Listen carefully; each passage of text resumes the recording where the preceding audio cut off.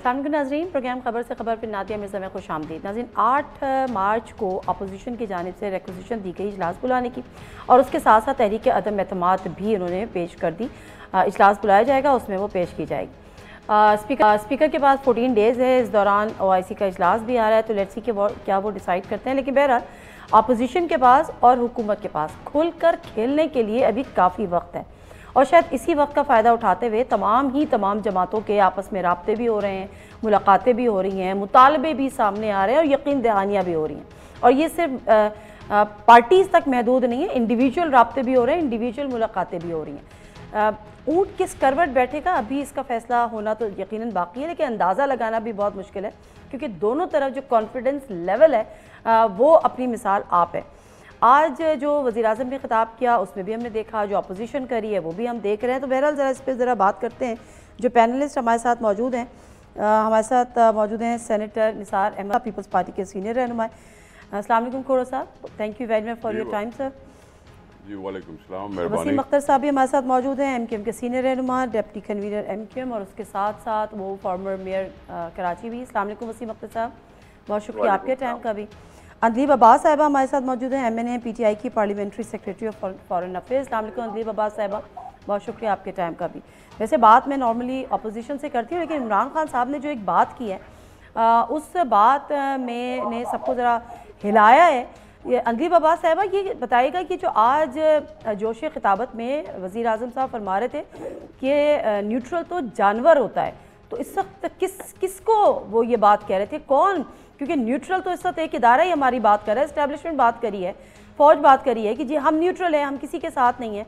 तो आज इमरान खान साहब किसका जिक्र कर रहे थे कि न्यूट्रल तो जानवर होता है? मेरे ख्याल ये आज बात नहीं की उन्होंने। हमेशा ये कहते हैं कि आपको हमेशा सच और जो झूठ होता है उसमें से चूज़ करना पड़ता है, क्योंकि आपके जब इंसान की और जानवर में फ़र्क ये होता है कि जानवर के पास चॉइस नहीं होती, और वो ऑब्वियसली जब चॉइस नहीं होती तो साइड्स नहीं ले सकता। इंसान के पास चॉइस होती है तो उसको साइड लेनी पड़ती। ये हमेशा कहते हैं। ये तशरीह तो उन्होंने खुद भी कर दी, मैं तो पूछ रही हूँ कह किसको रहे थे?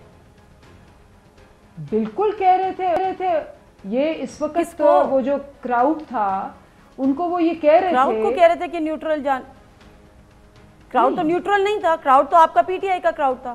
नहीं, वो उन्होंने क्या कहा सुन लेना पहले आप। उन्होंने कहा मैंने तो चलाया है। आप मुझसे जवाब चाह रही हैं कि नहीं चाह रही? जी मैं आपसे जवाब ही तो चाह रही हूँ, आप जवाब दे नहीं रही ना माजरत के साथ। नहीं, मैं जवाब दूंगी, लेकिन अगर आप मुझे पूरा सुन लेंगी। अब मैं बोलना शुरू होती है बीच में बोल। उन्होंने हमेशा ये कहा है कि हर इंसान को साइड्स लेनी पड़ती हैं। ये उन्होंने कहा मैं एक सरबराह के तौर पे तुम्हें एजुकेट कर रहा हूँ। ये लोग जो कहते हैं ना कि जी ये है वो है, हमारी मजबूरियां हैं, फलाना है, ढींगना है, वो ये कहते हैं कि आपने सच के साथ साइड लेनी है। और वो बच्चों को भी कहते हैं, बड़ों को भी कहते हैं, हमें भी कहते हैं, सबको कहते हैं। अच्छा, तो आप न्यूट्रल आप थी? जी न्यूट्रल आप लोग थे जिनको वो बता रहे थे कि आपको न्यूट्रल नहीं रहना, सच का साथ दें। सबको कहते हैं वो, हमेशा 15 साल से कह रहे हैं। ठीक है, अच्छा निसार खोड़ो साहब, आपको ये बात समझ में आई कि न्यूट्रल कौन है? पॉलिटिकल पार्टीज तो न्यूट्रल नहीं है, जो मजमे में क्राउड था वो भी यकीनन न्यूट्रल नहीं था क्योंकि PTI का जलसा था। तो वो कौन ऐसा न्यूट्रल था जिसको वो एजुकेट कर रहे थे कि न्यूट्रल जो है वो तो एक जानवर होता है, तो आपको सच का साथ देना चाहिए? वो किसको मुखातिब कर रहे थे, किससे मुखातिब? ये उसको कह रहे थे जो पहले न्यूट्रल नहीं था। अच्छा, वो कौन है?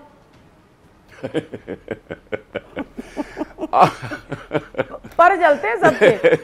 एक मिनट आपको याद आना चाहिए कि ये इमरान खान था, कंटेनर पर खड़ा था, कह रहा था उंगली का इशारा आएगा, कह रहे था न्यूट्रल एम्पायर आएगा, एम्पायर की सीटी बजेगी, उंगली का इशारा होगा, एम्पायर की बात कर रहा था। और फिर उसको फोन आया, वो कंटेनर से उतर के जनरल राइस शरीफ साहब से मिलने गया, वापस आके हंस के बोला कि बड़ी अच्छी मुलाकात रही। अब उससे पूछें कि तेरे कौन से करतूत थे जो पहले न्यूट्रल नहीं थे, अब न्यूट्रल हुए हैं तो तुम उसको जानवर कह रहे हो। अच्छा, यानी आप ये कह रहे हैं कि ये इदारों के आप समझ गए? आप कुछ समझ गई जो मैं कह रहा हूं? जी मैं बिल्कुल समझ गई इंसार खोड़ा साहब। वसीम अख्तर साहब थैंक यू जी। वसीम अख्तर साहब, इस पे अगर आप कुछ बोलना चाहें, अगर आप बोल सकें तो जरूर बोल दीजिएगा, अदरवाइज मुझे बता दीजिएगा कि पीपल्स पार्टी से भी अब आपके राब्ते हैं, खुल के आप लोग खेल रहे हैं, आपसे बुरा तमाम ही पॉलिटिकल पार्टीज। पीपल्स पार्टी के साथ राब्ते और वो मुतालबात जो आपने रखे हैं, बड़ा एक्सपीरियंस है आपका पीपल्स पार्टी के साथ, एक तारीख है MQM की पीपल्स पार्टी के साथ।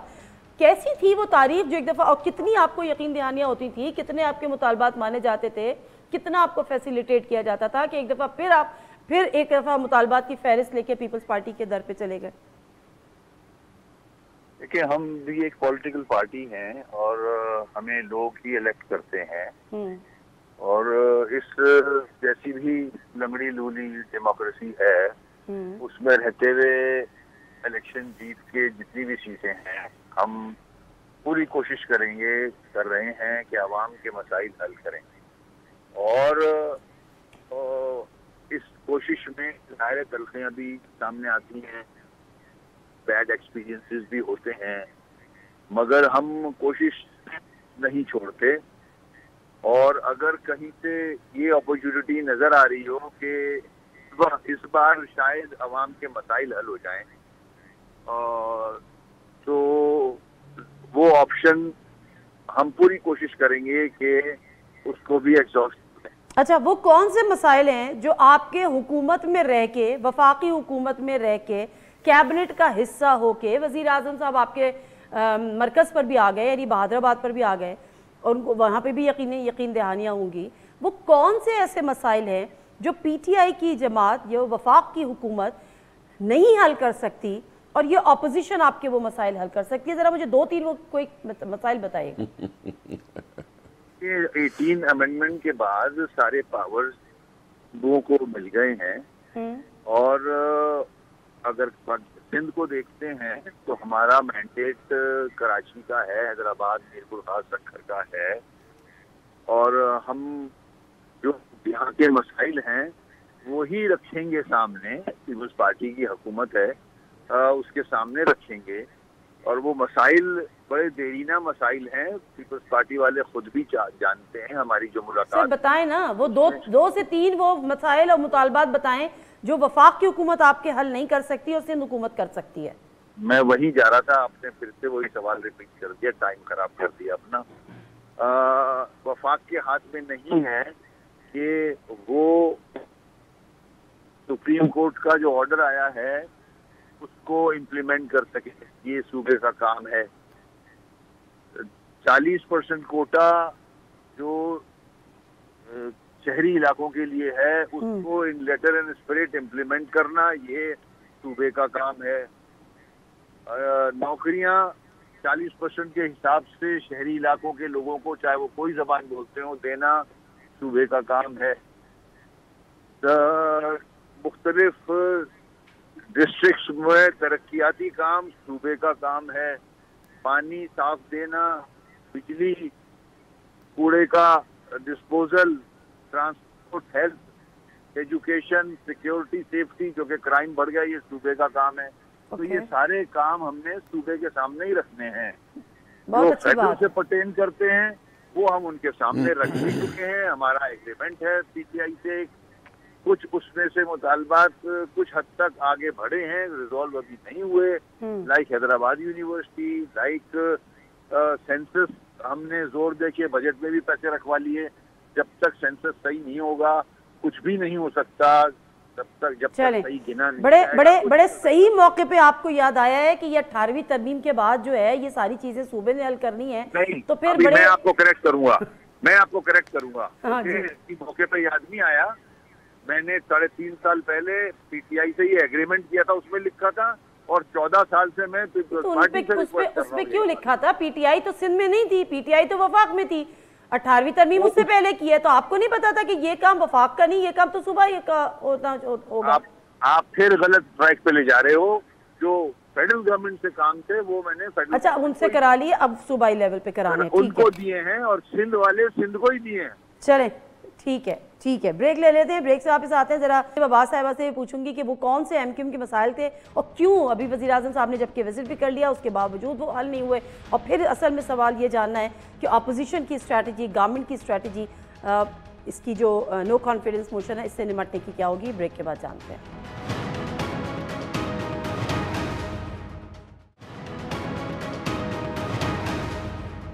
जी नाज़रीन, प्रोग्राम में एक दफ़ा फिर आपको खुशामदीद कहते हैं और PMLQ के कामिल अली आगा साहब भी हमारे साथ मौजूद हैं। अस्सलाम वालेकुम कामिल अली आगा साहब। जी वालेकुम सलाम। कामिल अली आगा साहब, मुझे सिर्फ 2 मिनट बल्कि 1 मिनट दीजिएगा, मैं ज़रा अंदीब अब्बास साहिबा से बात कर लूँ, फिर आपकी तरफ से आती हूँ। अंदीब अब्बास साहिबा, जो MQM की रिजर्वेशन आपने सुन ली, उन्होंने कहा कि बहुत सारे मुतालबात थे जो हमने PTI गवर्नमेंट से एक्सपेक्टेशंस हमारी थी उस हद तक नहीं हुए, तो अब जो सूबाई सतह पे मामलात हैं वो हमने पीपल्स पार्टी के सामने रखने। तो हम क्या समझे, इत्तेहादी आपके साथ हैं या इत्तेहादी आपके साथ नहीं है? क्योंकि बात सिर्फ MQM की हद तक नहीं है, क्यू लीग की भी बड़ी खुलकर रिजर्वेशन सामने आ रही हैं। लेकिन बात यह है कि हमारा अलायंसेस के साथ बहुत गहरा ताल्लुक है और बिल्कुल एक ओपिनियन जो होता है हमारी अपनी पार्टी के अंदर भी बहुत अलाउंस होती है कि जी आप डिफरेंस ओपिनियन रखें और बहुत से उनके तहफ़्फ़ुज़ात हैं जो हमारा फ़र्ज़ है कि सुनना और जिस हद तक हम उन पे अमल कर सकते हैं करें। ये जो लोकल बॉडीज़ का कराची में और सिंध में मसला था बिल्कुल ठीक था और हम इनसे टोटली एग्री करते हैं और हम साथ भी थे इनके और आगे भी साथ रहेंगे।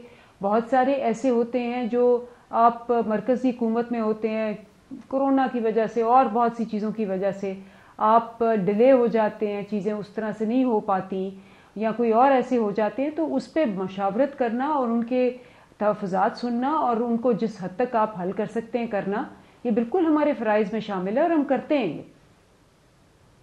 ठीक है, मगर उनका वो मुझे मुतमईन नज़र नहीं आते। मैं ज़रा कामिल अली आगा साहब से बात करती हूँ। कामिल अली आगा साहब, हुकूमत तो बड़ी कॉन्फिडेंट है और फवाद चौधरी साहब आज कह रहे थे कि इजलास से पहले फॉर्मल अनाउंसमेंट भी हो जाएगा इत्तेहादियों की जानिब से कि वो हुकूमत के साथ खड़े हैं।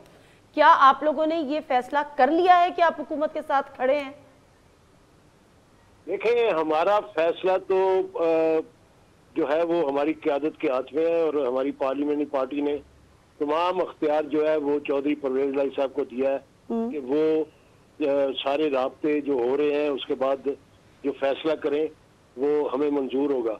बात यह है कि हमारा ये हमेशा मौक़िफ़ रहा है कि जब अदम एतमाद की तहरीक पेश हो गई है तो हुकूमत को, PTI को चाहिए कि वो अपना जो शराजा बिखर रहा है उसको इकट्ठा करें, अपने लोगों को यकजान करें और वोट का मुकाबला वोट के साथ करें।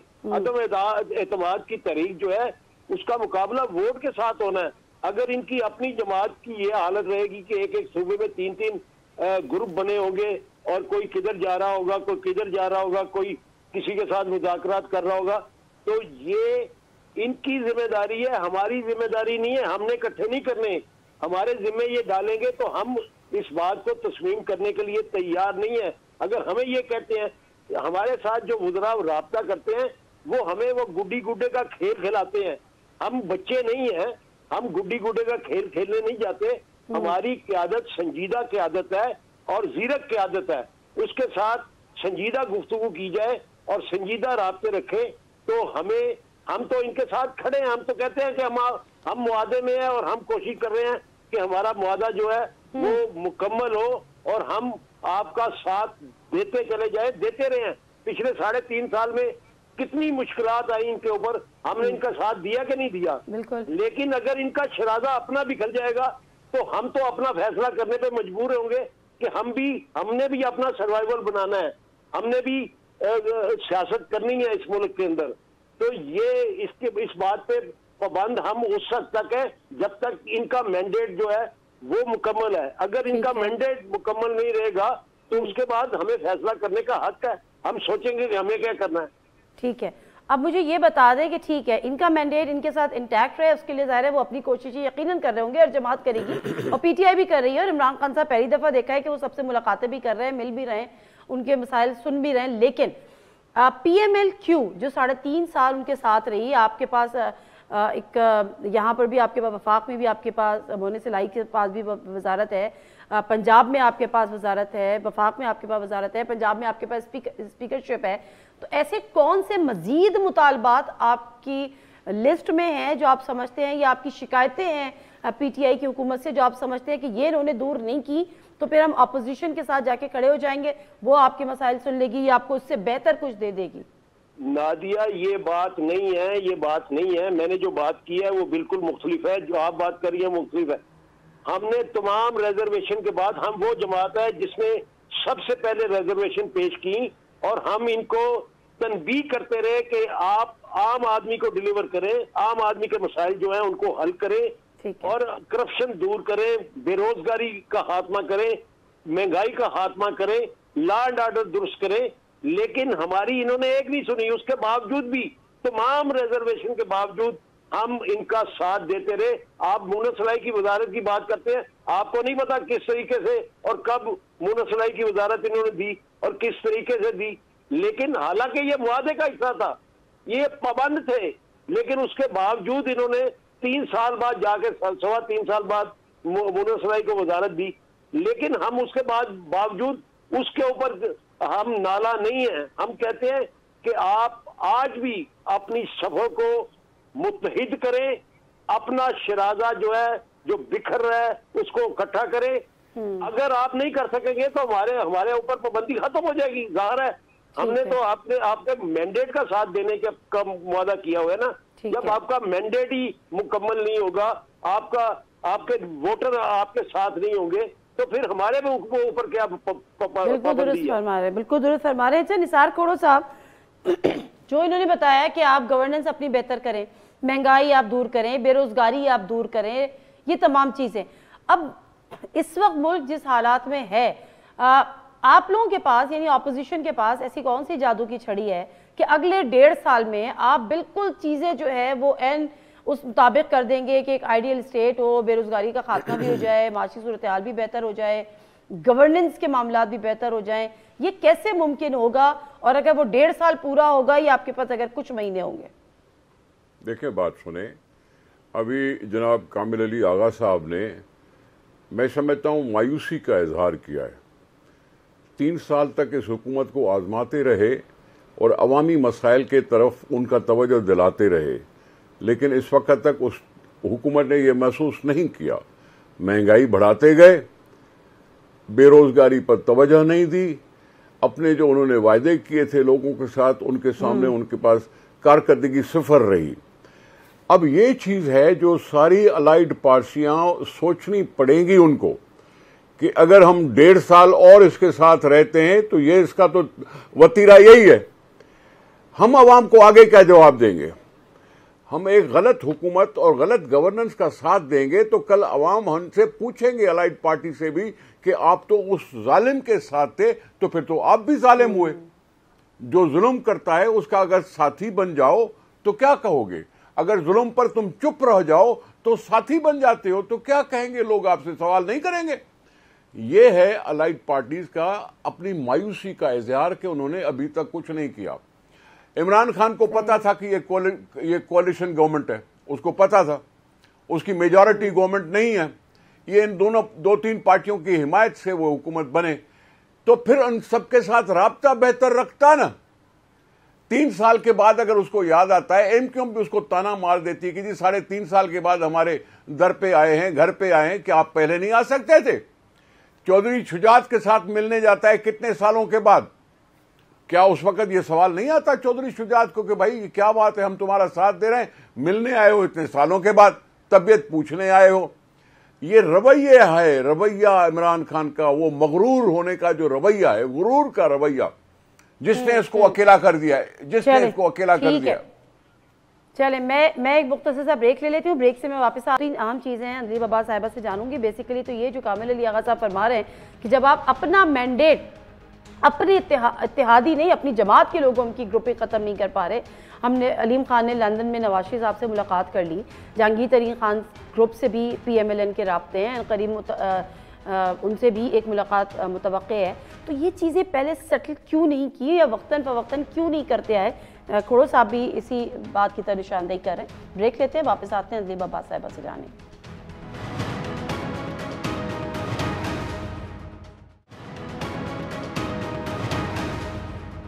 जी नज़ीर, प्रोग्राम में एक दफ़ा फिर आपको खुशामदीद कहते हैं। और अदलीब अब्बास साहिबा, जो MQM की रिजर्वेशन थी वो आपके सामने है, जो वसीम अख्तर साहब बोल रहे थे वो आपने सुना। कामिल अली आगा साहब PMLQ के सीनियर रहनुमा, उनकी जो बातें हैं उनका हम उस वक्त तक बाउंड है इनका साथ देने के लिए जब इनका अपना मैंडेट इनके साथ इंटैक्ट हो। फिर उन्होंने बताया कि किस तरह से आपकी अपनी सफ़ों में इंतशार है, गवर्नेंस के मामला सही नहीं है, बेरोज़गारी के मामला सही नहीं है, मईशत के मामला सही नहीं है। तो ये भी तो आपको ही करना था ना, इस पे भी बड़ी रिजर्वेशन है आपके इत्तेहादियों की।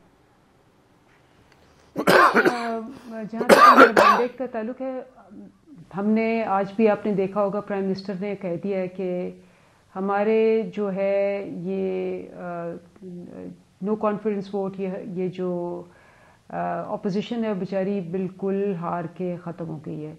और ये बिल्कुल आप देखना जिस दिन ये होगी आप शॉक्ड होंगी कि इनकी अपोजिशन की क्या हालत है। जहाँ तक अपोजिशन का अपना ताल्लुक है, ये पीपल्स पार्टी का ताल्लुक है, जो हमें कह रहे हैं माशाल्लाह 14 साल से हैं वो उस प्रोविंस में, 4 दफ़ा मरकज़ में आए और वहाँ से पानी भी छीन लिया, उनको एक बस नहीं दी, कचरा नहीं साफ कर सके, नाले नहीं साफ कर सके। वो नाले जो है वो फेडरल आके साफ कर रही है। पहली बस जो मेट्रो मिली है वो फेडरल ने दी है, ग्रीन लाइन, और K4 भी फेडरल कर रही है, सर्कुलर रेलवे भी फेडरल कर रही है। ये जो 14 साल से वहां बैठे हुए हैं, और जिस किस्म की मतलब अगर गंदम का पूछा जाए कि जी आपकी गंदम कहाँ गई तो चूहे खा गए। 7 अरब की करप्शन के केसेस जो हैं इनके चीफ मिनिस्टर के ऊपर भी हैं और खुर्शीद शाह के ऊपर भी हैं। अरबों रुपए के करप्शन के केसेस इनके ऊपर हैं। ये बैठ के 14 साल में जो इन्होंने खुद बेड़ागर किया है, और हमने 3 साल में वो चीजें की हैं जो कोई मरकजी हुकूमत और कोई सूबाई हुकूमत नहीं कर सकी। कराची के अंदर जो हमने फैसिलिटीज दी हैं, वो ये बात करते हुए ये समझना कि जो 22 करोड़ अवाम है वो बेचारी बिल्कुल अंधी है और उसको कुछ नहीं पता, बड़ी ज्यादती है। नंबर 1। नंबर 2, हमारी मईशत जो है, हमारी मईशत का, हमारी परफॉर्मेंस का जहां तक ताल्लुक है, बेहतरी की गुंजाइश हर चीज में होती है। लेकिन एक चीज याद रखें, ये 2 साल दुनिया के बदतरीन साल है 100 सालों में। अमेरिका उड़ गया, UK उड़ गया, अमीर ममालिक उड़ गए। हमें इकोनॉमी मिली थी बैंकरप्ट। 2018 में मूडीज ने कहा जी ये 2 महीने के रिजर्व्स हैं, उसके बाद आप गए और नेगेटिव रिस्क की रेटिंग आई। हमने इकोनॉमी बचाई। कोरोना के अंदर इंडिया उड़ गया, ईरान उड़ गया, UK उड़ गया, पूरा यूरोप उड़ गया, स्पेन, इटली सब। तो ये पाकिस्तान का एग्जाम्पल दिया गया। मईशत की सुने। आपने कहा इस वक्त सारी दुनिया में 40, 50, 100% प्राइसेस बढ़ी हैं। पाकिस्तान में हमने प्राइसेस कम कर दी पेट्रोल की, इलेक्ट्रिसिटी की। तो ये और मुझे अब समझ सेहत कार्ड दे रहे हैं, सेहत कार्ड दे रहे हैं, ये बात आप अपने इत्तेहादियों को आप समझाएंगी तो उनको मैं पूछ लेती हूँ कामिल अली आगा साहब से। कामिल अली आगा साहब, आपने अदलीब अब्बास साहिबा का जवाब सुन लिया और उन्होंने कहा कोविड की वजह से 2 साल बदतरीन थे, दुनिया भर के लिए बदतरीन थे, तो हमने तो उसमें फिर भी बेहतर कर लिया। तो आप फिर भी इनकी कारकर्दगी से मुतमईन नहीं है। इस पे आप कोई जवाब देना चाहें आप जरूर दीजिएगा। लेकिन मुझे जो असल में सवाल करना है वो ये करना है कि जो पंजाब के वजीर आला हैं उस्मान बुज़दार साहब, उनसे आपको क्या शिकायतें हैं और क्या आपके मुतालबात में ये एक अहम मुतालबा है कि उनको तब्दील कर दिया जाए? देखिए, उस्मान बुज़दार को तब्दील करने का मुतालबा तो इनकी अपनी जमात के अंदर 3 ग्रुप मौजूद है जो ये कह रहे हैं कि उसको तब्दील करो।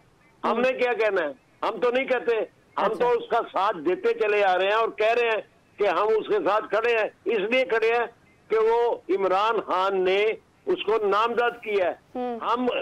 हम उस्मान बुज़दार के साथ नहीं खड़े, हम खड़े हैं इमरान खान के साथ। और इमरान खान को हम हमेशा कहते हैं कि यार करप्शन का रेट बढ़ रहा है। ओके। तुम जितनी बात करप्शन के खिलाफ कर रहे हो उतना रेट बढ़ रहा है करप्शन का, और महंगाई की जितनी बात करते हो उतनी महंगाई बढ़ रही है। लॉ एंड ऑर्डर इतनी खराब हो रही है कि 300 से ज्यादा केसेस डकैतियों के लाहौर में हो रहे हैं। कराची का मुकाबला कर रहा है लाहौर। तो ये सारी चीजें जो है ना, ये बेरोजगारी नहीं बढ़ रही। आप बताएं, आपका ज़मीर क्या कहता है, बेरोजगारी बढ़ी है या कम हुई है? और 101% बढ़ी है, लेकिन उसकी वजूहात वो दे रही हैं कि कोविड की वजह से ये हालात पैदा हुए हैं। चलें, और यार हर बात कोविड के जिम्मे डालने की कोई गुंजाइश नहीं है। ठीक है, मैं नहीं समझता कि ये कोई जवाब है। बात ये है कि हकायक ये हैं, हकायक जो हैं वो ये हैं कि बैड गवर्नेंस है। बैड गवर्नेंस की वजह से ये सारे मामला जो है वो खराब हो रहे हैं। ठीक है, हम नहीं कह रहे, उनके अपनी जमात के लोग कह रहे हैं, मैं तो नहीं कह रहा। 3 ग्रुप क्या कह रहे हैं, तीनों ग्रुपों की बात कर लेना जो पंजाब के अंदर है, और जो केपीके के अंदर 3 ग्रुप बने हुए हैं उनकी बात कर लें। उनका उसका नतीजा बल्दियाती इंतखाबात में मुझे मुख्तसरन, ठीक है, बिल्कुल ठीक है कामिल है। अगर उसके बाद भी ये आंखें बंद कर रहे हैं तो मैं क्या कह सकता हूँ? मुख्तसरन बता दीजिएगा कि उस्मान बुज़दार साहब आपको, आप कह रहे हैं हम उनके साथ नहीं, हम तो खान साहब के साथ खड़े हैं। अगर खान साहब ये फैसला कर लेते हैं, जो इत्तलात आ भी रही हैं, उनके लिए ज़्यादा मुश्किल ये है कि उस्मान बुज़दार की जगह किसको लगाए। तो ये कोई नाम आपने फिर नॉमिनेट करना है, फिर आपने भी बताना है कि जी अगर आप उस्मान बुज़दार को हटाते हैं तो फिर इसको लगाएं, या उस पर भी आपने फैसला खान साहब पे छोड़ दिया है जिसको हटाना है जिसको लगाना है? आप ये इनको चाहिए कि अपने तीनों ग्रुपों से पूछे कि किस नाम पे मुत्तफिक होंगे, उसके बाद फैसला कर ले। हमें, हमारी जिम्मेदारी नहीं है, हमारा मुतालबा नहीं है। हमें तो नहीं, अगर अलीम खान को ये वजारत आला दे देते हैं पंजाब की, तो आपके लिए काबिल कबूल होगा ये नाम? आप मेरी बात सुने, हमें तो इब्तिदा में ही नून लीग ने ऑफर की थी, लेकिन हमने कहा कि हम क्योंकि मुआदे में है इसलिए हम वायलेट नहीं करेंगे। हमारी क़यादत का वतीरा ये है कि जो मुआदा करते हैं उसके ऊपर कायम रहते हैं, और आज तक हम कायम है। अब हम क्या कह रहे हैं? हम ये कह रहे हैं कि अपना शिराजा। सर ठीक है, कामिल अली आगा साहब, माजरत के साथ सिर्फ एक बात जानना चाहूंगी, अगर अलीम खान को वजारत आला पंजाब देते हैं इमरान खान साहब, आपके लिए काबिल कबूल होगा ये नाम? लेकिन ये फैसला तो इमरान खान ने करना है, मैंने तो उन्हीं के फैसले की आपके लिए काबिल कबूल होगा? हम सोचेंगे, जब फैसला करेंगे तो हम सोचेंगे, हम अपनी पार्टी के अंदर रखेंगे, उसके बाद फैसला करेंगे। ठीक है, यही मैं जानना चाह रही थी। एक और मुख्तसर सा ब्रेक लेती हूँ, ब्रेक से वापस आती हूँ। जो का मामला है कि अगर मामला कहा यह जा रहा है कि पार्लियामान में हल नहीं हुआ, तरीके अदम एतमाद कामयाब नहीं होती है, तो मामला जो है फजलुर रहमान साहब कहते हैं गली कूचों में हल होगा। यानी हम एक अनारकी की तरफ बढ़ रहे हैं। कल जो हमने पार्लियामान में देखा, पार्लियामेंट हाउस में देखा, किस तरह से अंसारुल इस्लाम के लोग वहाँ पे घुसे हैं, क्या हुआ है। शेख रशीद साहब ने कहा कि आइंदा कोई रियायत नहीं होगी। इस अनारकी को किस तरह से रोका जाएगा, इस पॉलिटिकल इंस्टेबिलिटी को अपोजिशन के क्या तजावीज़ है, निसार खोड़ो साहब से ब्रेक के बाद जानते हैं।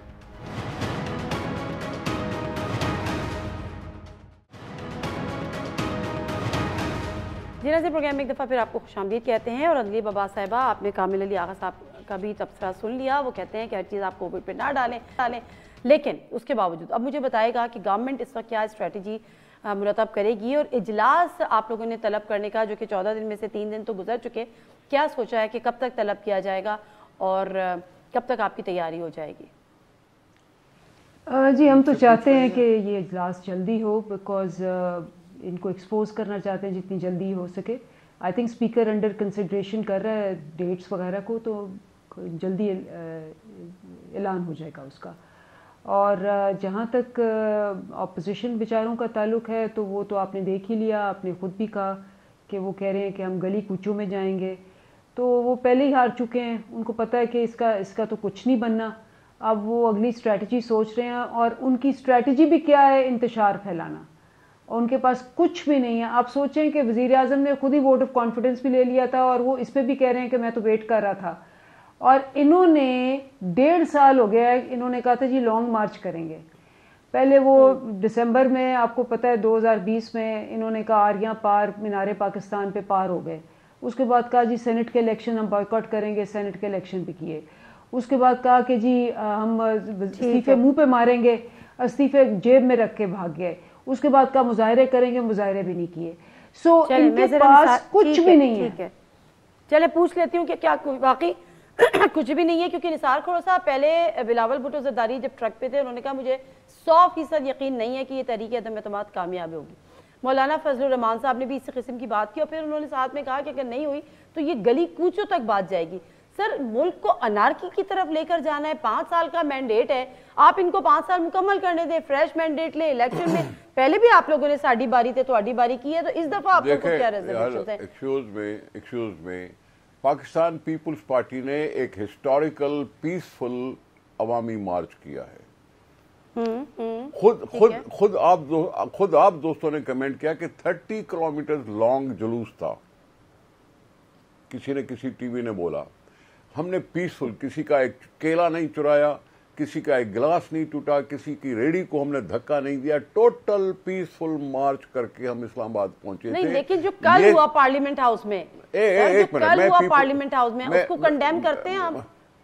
मैं कह रहा हूं कि पुलिस को अंदर नहीं जाना चाहिए था और ये पार्लियामेंट के जत्थों को अंदर जाना चाहिए था। एक सेकंड, अगर वो हथियार बंद थे तो और बात है। अगर हथियार उनको चेक कर लेते गेट पर, हथियार चेक करने के बाद उनको अंदर जाने देते जैसे जनरली होता है, और किसी भी आदमी को पार्लियामेंट लॉजेस में एमएनए के साथ मुलाकात करने से मना नहीं है। और मैं अपना उन्होंने एंट्री नहीं कराई, 10 लोगों ने एंट्री कराई, 30 लोग अंदर थे। एक सेकंड पार्लियामेंट लॉजेस की अपना एक प्रोटोकॉल है। आराम से जो तरीकेकार है, हथियार न ले जाना का तरीकाकार तो मैं समझ सकता हूं, ठीक है जी, लेकिन पुलिस को एक एमएनए को रगड़ के और घसीट के ले जाने वाला कहां की तुक है? किसी और सेनेटर पर, किसी और पर जख्मी करने की और सारा ये हाथापाई तो हो जाती है ना, ये करने की पुलिस अच्छा, को आपको ये अंदेशा है कि ये हो सकता है कि तहरीक अदम एतमाद कामयाब ना हो तो बात गली कूचों तक जाएगी? मौलाना मैं ये कह रहा हूं, नहीं, मेरी बात काटे नहीं। मैंने कहा कि हम एमएनएस को अपना तहफ़्फ़ुज़ करने का हक होना चाहिए, क्योंकि हुकूमत कहेगी कि इनके मेंबरान कम हो जाए और इनका तहरीक अदम एतमाद फेल हो। हम अपनी पार्टी की बात करें कि हमने टोटली पीसफुल बात की है और टोटली डेमोक्रेटिक मूव की है कि जी वोट ऑफ नो कॉन्फिडेंस पेश करें हम, ये हमने किया है।